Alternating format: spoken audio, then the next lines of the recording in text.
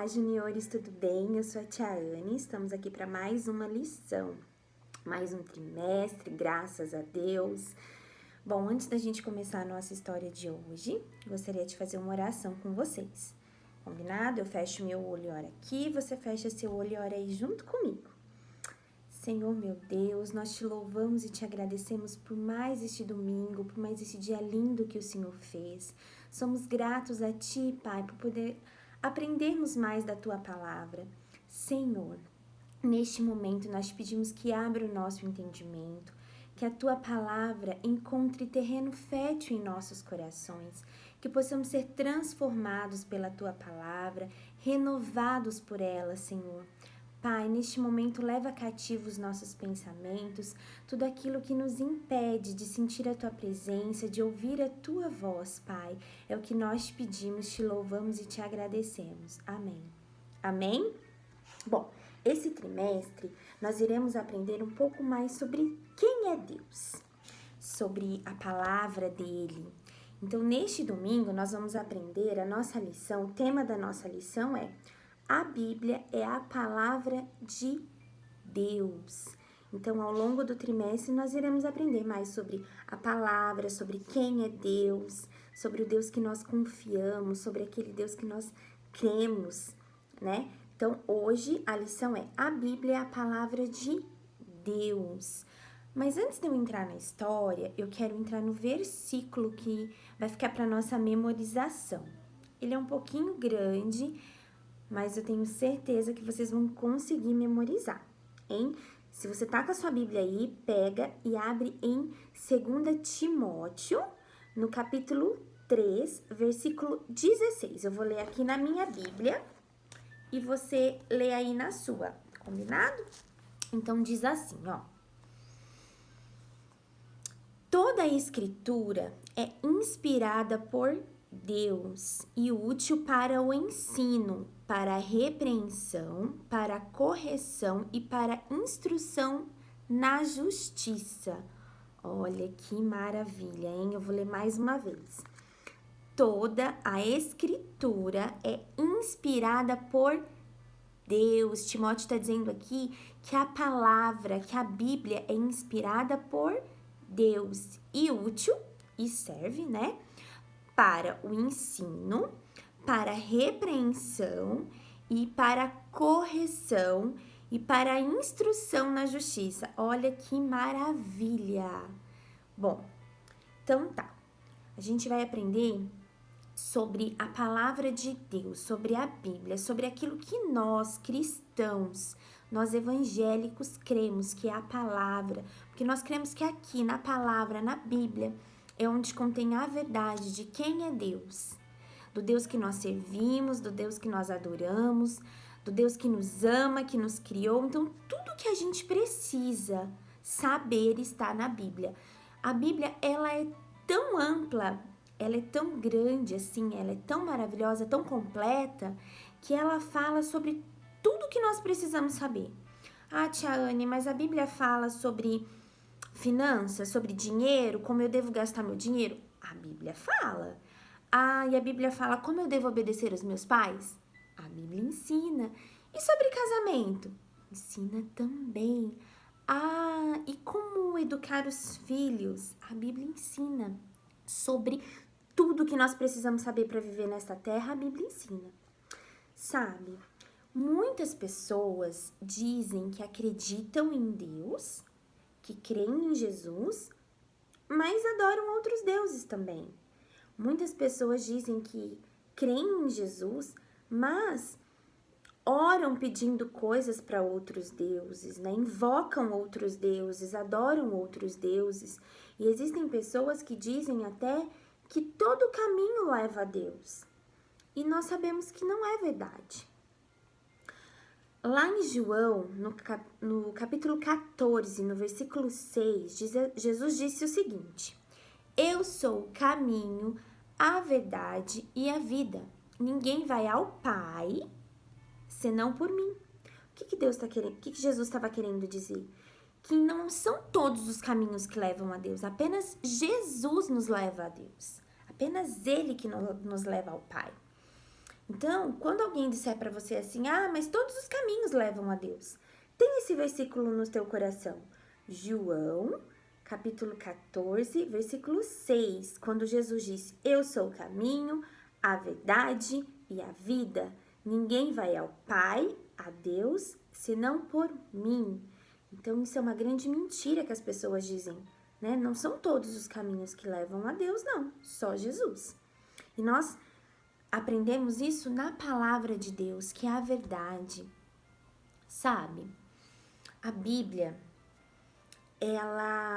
Deus deixou como uma carta de amizade. Hoje, para vocês, é tudo informatizado, né? Eu não sei nem se vocês conhecem uma carta, se já viram uma carta. Mas tenho uma curiosidade de perguntar pro papai e pra mamãe se eles têm alguma carta guardada em casa. Essa semana eu estava mexendo em algumas coisas e eu encontrei uma carta que uma amiga escreveu para mim quando ela foi morar lá em São Paulo. E eu fiquei tão feliz, aquilo aqueceu meu coração de lembrar, né? E ela escreveu essa carta pra gente matar a saudade, uma carta de amizade. E a Bíblia é isso. A Bíblia é uma carta de amizade que o Senhor deixou para nós. Ela foi escrita por vários homens diferentes, né? Ela foi escrita por Moisés, nós temos também Davi, Salomão, Esdras. No Novo Testamento nós temos os evangelhos de Mateus, Marco, Lucas, temos João, as cartas que Paulo escreveu para as igrejas, né, que é Coríntios, Filipenses, Tessalonicenses, são todas igrejas que Paulo escrevia as cartas e todas constam na Bíblia. Esses homens, eles eram muito diferentes entre si, né? Uns eram reis, outros eram médicos, outros eram poetas, outros eram pescadores, outros eram trabalhadores de campo. Eles eram totalmente diferentes entre si, mas tem uma coisa que os une, uma coisa que faz eles serem iguais, né? Que é o autor da Bíblia, porque todos esses homens foram inspirados por Deus. Então, Deus é o autor da Bíblia. Deus inspirou esses homens para que eles escrevessem cada livro que consta aqui, porque o Senhor queria deixar para nós como uma instrução, como nós devíamos viver nesta terra, como poderíamos alcançar a salvação nele, como poderíamos chegar ao céu, né, e alcançar as promessas que ele tem para as nossas vidas. Então, nós fomos criados pelo amor de Deus. Deus nos amou, né? E ele nos criou, nós somos criaturas, filhos, amados dele. E ele deixou isso escrito para nós. E onde está escrito isso? Na Bíblia, na sua palavra. Cada um desses autores, né? Igual hoje a gente leu aqui, ó, Timóteo, mas cada um desses que eu citei, né? Cada um deles é uma carta que Deus deixou para nós, né? Porque Deus queria que nós soubéssemos do amor dele por nós, das promessas que ele tem para nossa vida, de como ele nos ama, dos planos que ele tem para nós, porque a Bíblia diz que Deus tem planos a nosso respeito, né? Então, Deus queria que nós soubéssemos disso, aí a gente só pode saber através da palavra, lendo a palavra dele, conhecendo ele através das escrituras. Não tem como conhecer a Deus se eu não ler a palavra dele, se eu não ler aquilo que está escrito aqui. Foi por isso que ele inspirou esses homens a escrever a Bíblia, a deixar isso registrado para nós. O salmista, lá no Salmo 119, ele faz um poema. É um salmo enorme, ele é bem grandão, depois você lê aí na sua casa. Mas eu vou ler só alguns versículos para nós meditarmos, para a gente aprender um pouquinho mais. Ó, eu vou ler do 9 ao 16. O Salmo 119, os versos diz assim: Como pode o jovem manter pura a sua conduta, vivendo de acordo com a tua palavra? Eu te busco de todo o coração. Não permitas que eu me desvie dos teus mandamentos. Guardai no coração a tua palavra para não pecar contra ti. Bendito seja, Senhor. Ensina-me os teus decretos. Com os lábios repito todas as leis que promulgaste. Regozijo-me em seguir os teus testemunhos, com que se regozija com grandes riquezas. Meditarei nos teus preceitos e darei atenção às tuas veredas. Tenho prazer nos teus decretos, não me esqueço da tua palavra, glória a Deus. Isso deve ser uma oração que nós devemos fazer sempre, né? Meditar na palavra de Deus. Quando o salmista diz assim, eu me regozijo, o que quer dizer? Eu me alegro na tua palavra, nos teus decretos, quer dizer, nos teus mandamentos, naquilo que o Senhor deixou na palavra. Olha que lindo isso, é uma oração que nós devemos fazer, né? Que nós devemos meditar nessa palavra, conhecermos mais desse Deus que nos ama, que deixou essa carta de amizade para nós. Ou a gente pode entender também, por exemplo, quando eu compro algum eletrodoméstico, algum eletrônico novo, ele sempre vem com um manual de instrução. Eu não sei se vocês já viram.